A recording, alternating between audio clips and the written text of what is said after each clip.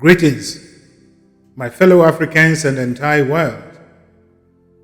Once again, I come into your homes and your minds with a message of empowerment and enlightenment, all the way from the African Mental Emancipation Movement. The African Mental Emancipation Movement was set up for the emancipation of the African minds from mental slavery, as observed by Marcus Garvey and sung by Bob Marley.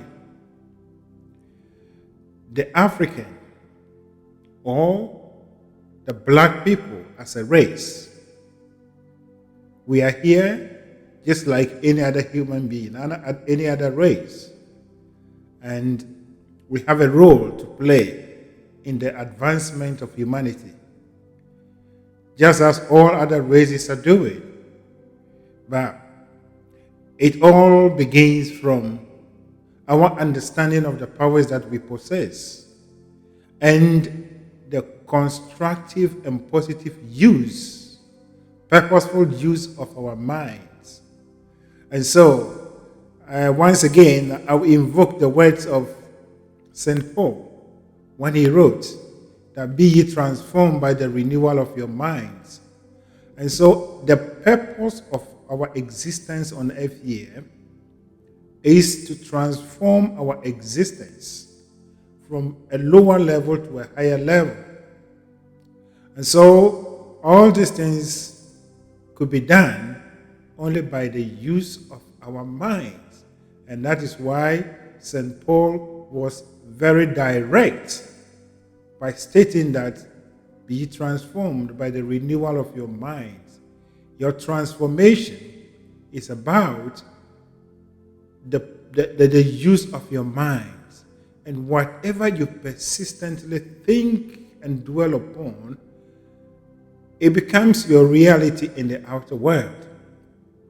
And so in my last episode, I spoke about the transformation, the development that has taken place on the continent of Europe and even in North America.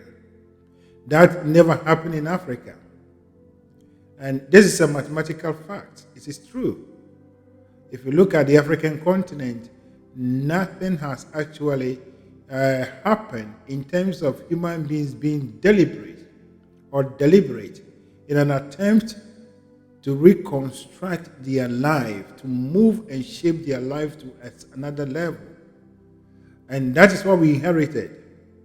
And so I use a few things, but today I'm going to use another area of our lives.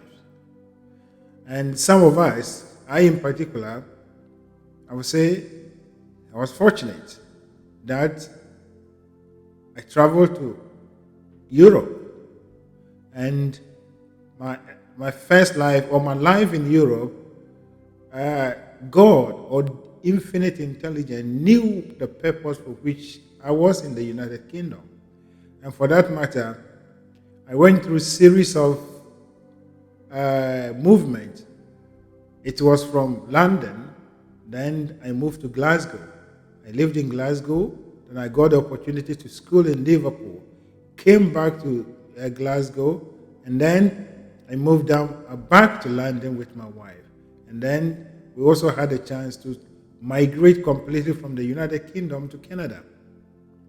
And so life in Europe and also in North America is something that we know. I know very well. And so in my life in the United Kingdom, when I went to United Kingdom, my first area, or the first area I was living, was a place called Hounslow, in the London borough of Hounslow. And Hounslow is not far from Kingston and Brantford and all those things. And one of the things that actually caught my attention was a place called the Kew Gardens. It's a nearby area, Kew, the Kew Gardens. And so when I went to the Kew Botanic Gardens, I had the opportunity to go through this garden, and you'll realize that actually it's on record that Kew Gardens has the highest number or the highest number of different varieties of varieties of species of plants and other things in the whole world.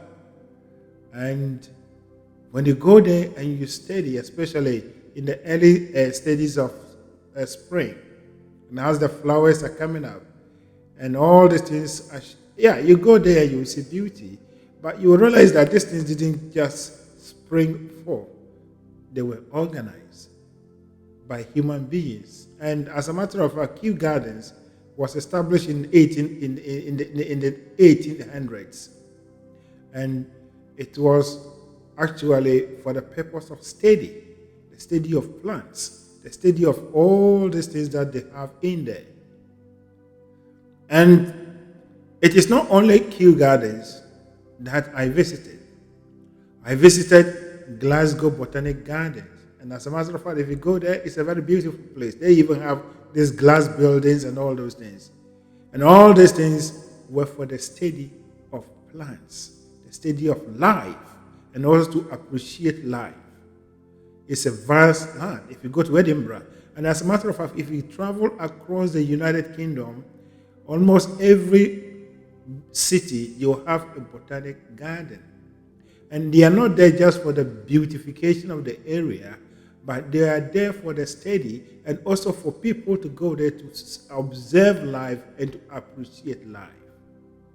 And so you see how people have taken their time by the use of their minds, and they systematically shaped and developed a certain way of life. And as a matter of fact, one thing that I have observed about the British in my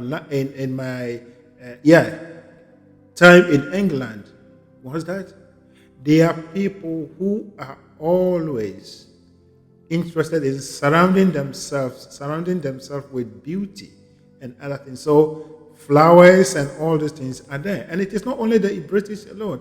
If you go through Europe, the Europeans on this North America, flower and all other living things are things that they use to, improve their lives. And so wherever you go, you'll see beauty.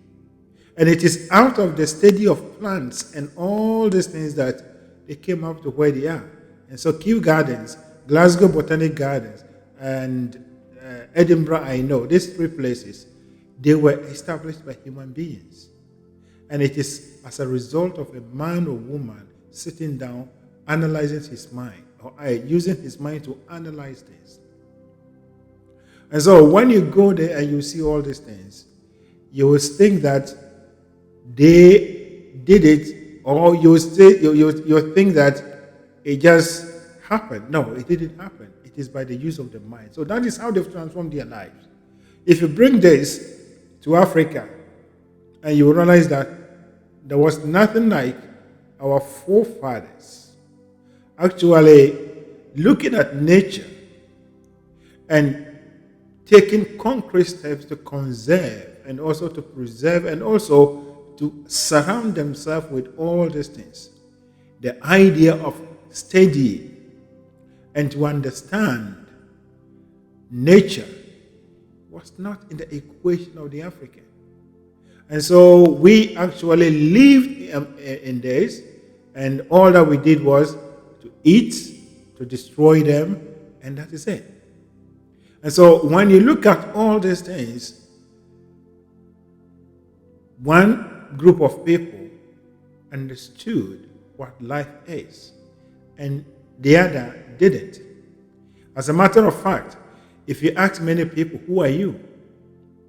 The first answer they will give it to you that I am an African, I am a Ghanaian, I am a Nigerian, I am Yoruba, I am Akan, I am this. But that is not the correct answer. Who are you? You are a human being. Yes, we know that you are from all this stuff, but who are you? And until every man or woman begins to ask this question, not to anyone but to yourself, who am I? And that is when you begin to think and begin to seek about where you came from, who you are.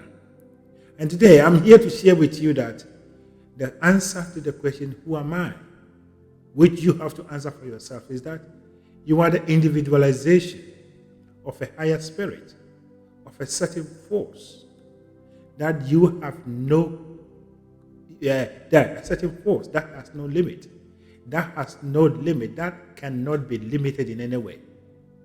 And if you want to actually conduct this exercise and to go down to discover who you are, you can go back and just think about how a child or a baby is formed in a human being's life. After a man and a woman comes together and to have an affair, with the scientist tells us that it is the coming together of an egg and the sperm, then the child is formed, or the baby is formed. But if you look at these things, through all the process for the 9 months, no one had a hand in the development of this thing that we call a baby. Right from the formation or the meeting of the egg and the sperm till the day that the baby will come out of the mother's womb, no human being has a hand. Even the medical doctors, they only use gadgets and other things to observe what is happening, but nothing. So you will see that this is something that started out of nothing, and that is spirit coming out of nothing into human form or into material form. And so your whole body is an engine for a certain power in you that animates you. So you are only being animated by a certain force. And so in your mother's womb, it wasn't your mother who taught you how to turn. It wasn't your mother who taught you how to, kick, for your mother to feel that you are kicking her tummy. It is not, or the womb, it is not anyone that taught you how to do anything in your mother's womb. Your growth, everything, the formation of every part of you came as a result of something within you, causing all these things to happen. And that thing is still in you. It's still in all of us. And that is life. The same life is in plants. It is the same life that is in animals. Everything that we see around, it is the same life that is running through us. And so you are not different from the plant. You are not different from the animal. You are not different from any living thing. Because it is the same life. And therefore, as human beings, our responsibility is to interact and to relate with all these things, to have a harmonious relationship with spirit, with our own being, which is everything around us. And so when you see the Europeans, when you see the white people actually devoting their time studying and conserving and surrounding themselves with all these things, they understood a certain principle, they understood a certain law that all things around us, they are part of us, and therefore we must have a harmonious living with them.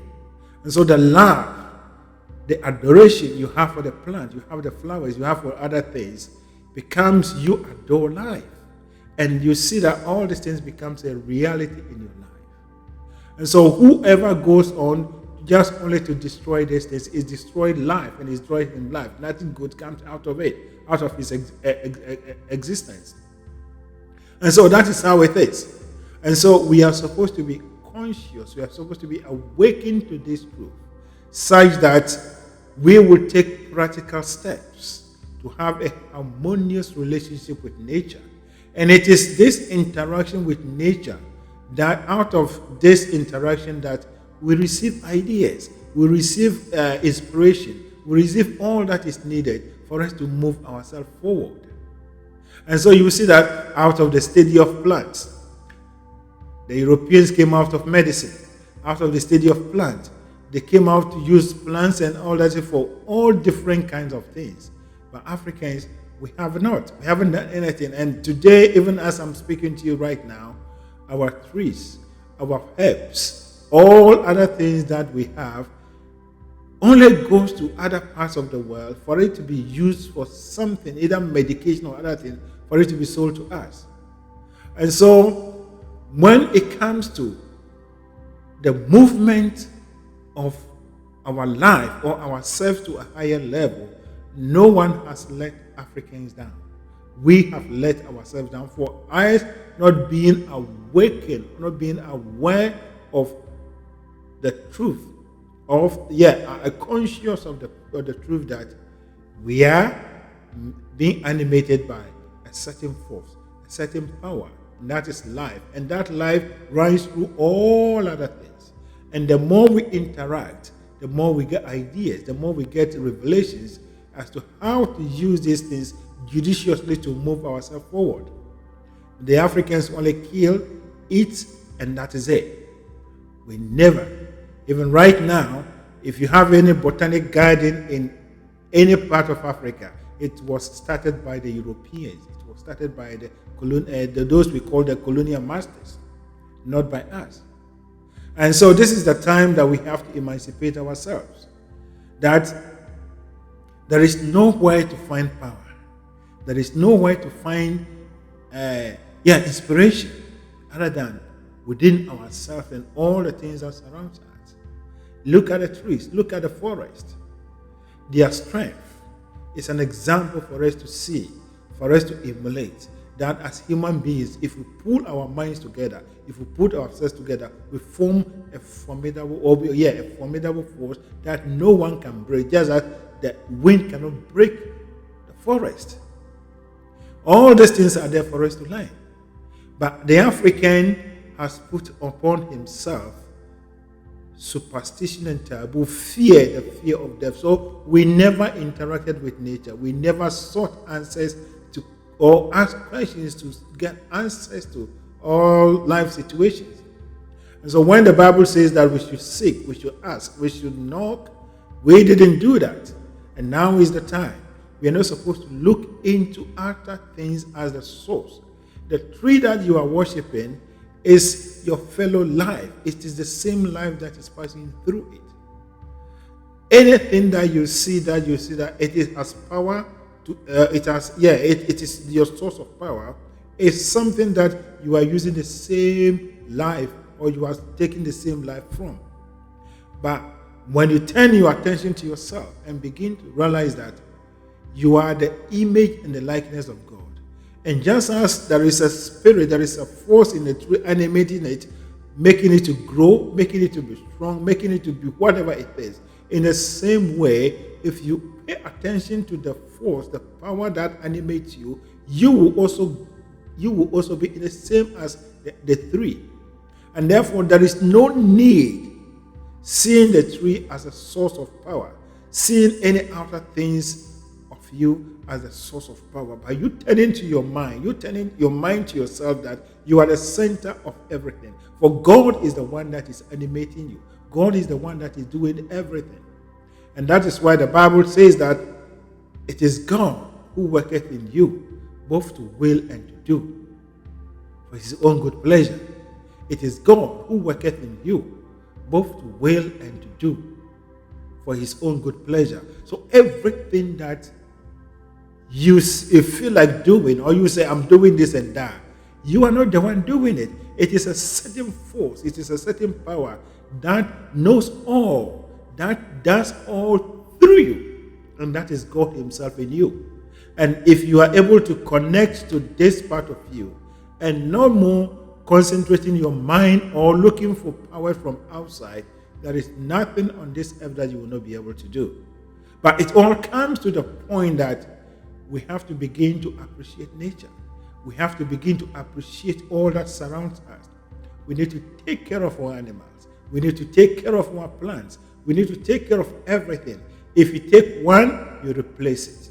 If you take one, you replace it. But Africans, we are just destroying these things indiscriminately. And that is going against the way of life, abusing life. And the abuse of life has its consequences. And that is why we are not going forward. So today, as you are listening to me, I want you to be awakened to the fact that our surroundings will not be beautified. Our country, our continent, our countries, our cities will not be beautified with using money to buy all these things. But it is only when it becomes a evolutionary thing out of us, signs that African Anywhere we find ourselves, black man, anywhere we find ourselves, we begin to appreciate and begin to relate, begin to seek answers. Then that we will receive the answers to improve our lives. And as a matter of fact, one thing that I have always pondered over is I have never seen, from our perspective, an African who gets up and go into the forest, go into any place that is going to conduct a research, he's going to study things. But that is not what the Europeans did. As a matter of fact, even if you look at people, some of these explorers that came to Africa, that they came to explore Africa and discover it, they were only going out, studying and doing the exploration. Our forefathers did nothing. They only went around killing and destroying things, or making farms. And so if you take people from Europe that came to Africa to discover our rivers, our lakes, and that, if our forefathers have actually taken upon themselves and actually saw themselves as the source of power, and therefore nature is there for our taking, nature is there to support us, everything around that is for our good, and therefore we need to understand it, they would have understood it. But we didn't do that. So now is the time. You and I, we don't have to be ignorant about this. But we can only set ourselves free by having a new mindset, a new way of thinking, and based on the truth that you are a powerful human being. You are the image and the likeness of God. God is in you. God is working through you. God is passing through you just as He's passing through all other things. Therefore, you are powerful as any other human being. And any power that you are looking from any tree, any power that you are looking from any rock, is the same power in you. But you only have to connect to this power. And this power will take you and use you for all other things. And that is when we become conscious that the trees, the flowers, or the plants, all other things are there for us to use them to beautify, to make us happy, to make our environment beautiful and wonderful. That is the purpose. It is when we make judicious use of what nature has given to us, what God has given to us, then that we receive answers, we receive ideas to move ourselves forward. So the African underdevelopment, the African lack of development is not because of colonialism, it's not because of exploitation, but it's because of our lack of understanding of the principles of life. How to live and live effectively, how to conduct life and conduct life effectively for success, for improvement. For success and improvement. Look at our everything. We are not improving anything in our lives.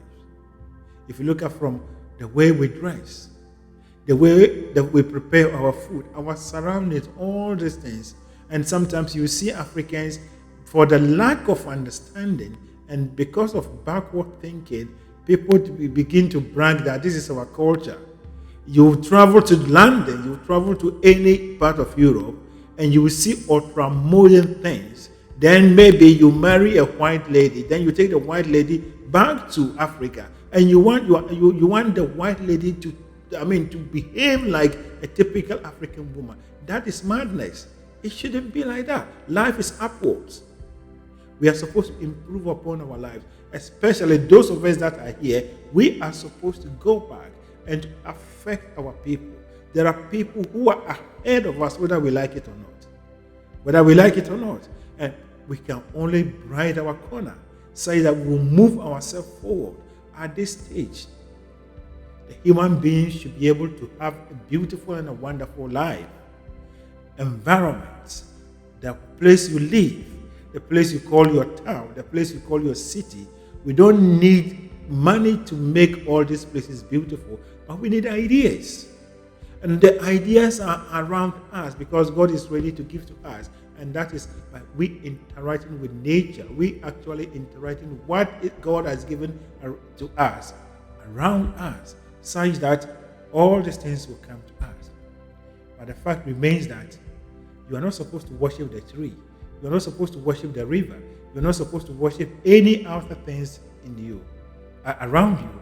but you are supposed to adore it. You are supposed to cooperate with it. You are supposed to live with it and make it bless you. Unfortunately, the African made the trees and all other things their gods, the rivers, and therefore they never made attempt to develop it. They never made attempt to do anything good or great out of it. Now is the time. Let us emancipate ourselves, and it begins from the fact that you are a free human being. There is God running through you. There is a power in you. There is a force, and that is God in you. You are a God incarnate, and therefore you are supposed to take everything that is around you to put them together to beautify your life, to beautify your environment, for you are the king. And that is why if you read the book of Genesis, God created everything. God created everything. And then he made way. He prepared for the arrival of the king, that is the human being. And so you are here. And the Bible even tells us that we are given dominion over all things. So we are to take control and use all things to improve and they are there to serve us. Why do we have to worship them? Why do we have to be afraid of them? And now is the time. My fellow Africans, my brothers and sisters, we are here to make a difference. We are here to move ourselves forward.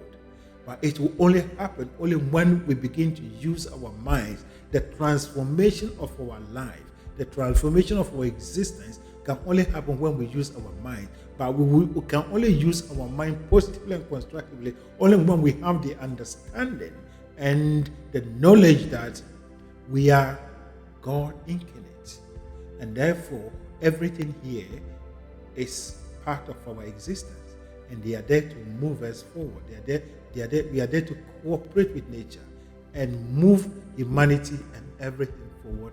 That is evolution. So let us rise up. This kind of charms, this kind of amulets, this kind of shrines and other things that we are putting across, that they are limiting our development. They are limiting our progress.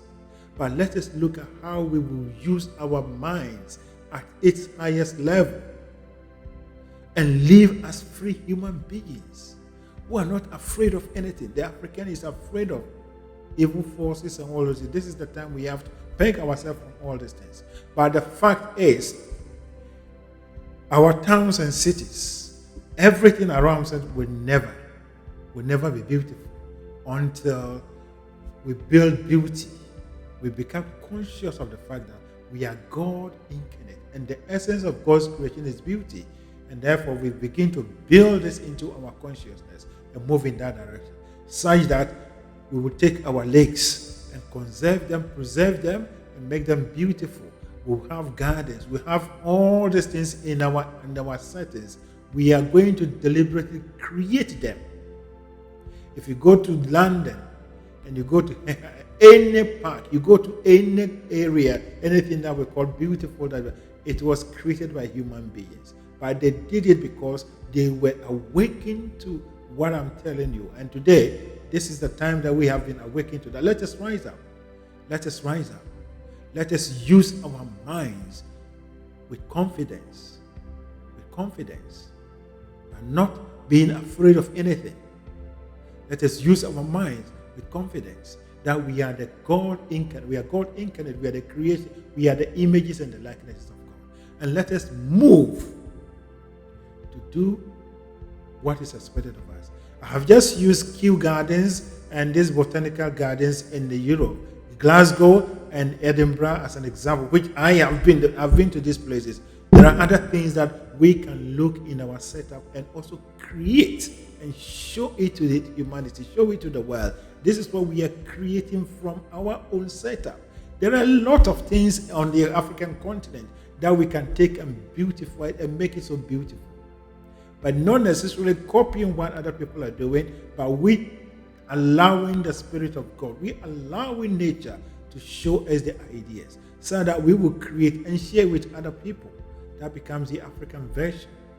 Wherever you go, you will see all these things happening in Europe and even in Asia. If you go to Japan and Korea and all those things, the only places that when you go, you don't see any fair, you don't see any kind of natural conservation or celebration of life is Africa. And this is the time that we have to wake up. And let us use our mind. Emancipate yourself from mental slavery. This the slavery that you are under attack, that there are evil forces, there are other things in their powers in lakes, trees, and other things that we need to worship them. But we are supposed to cooperate and to use them to make our life better, to improve upon our lives. That is my message for you. Emancipate yourself from mental slavery. None but ourselves can free our minds. No one can free our minds. And there are a lot of things that Africans we have put on ourselves that are actually suppressing our mind. We cannot think right. We cannot think right. And the greatest of all is the Africans being afraid of death, being afraid of evil forces, after things. But all these things doesn't exist. It is our own minds that have created them because we believe that they exist. But if we begin to walk as free and independent men and women who are not limited in any way, just as you were not limited in your mother's womb, the spirit in you, that the spirit that started your existence is the same spirit that is in you. The spirit that caused you to walk, the spirit that causes you to crawl, the spirit that causes you to, burst into crying when you came out of your mother's womb. It's the same power, it's the same spirit that is continually animating you, moving you, and urging you to go forward, such that greater and beauty and wonderful things will be exposed to you. And this is the time that we have to rise up. Africa has to develop. Africa has to be beautiful. Africa, our villages, our towns, our cities, everything has to be a citadel of beauty. It will only happen only when we have it in ourselves. We already have it, but we only have to rekindle it. We have to bring it out by the constructive and positive use of our minds.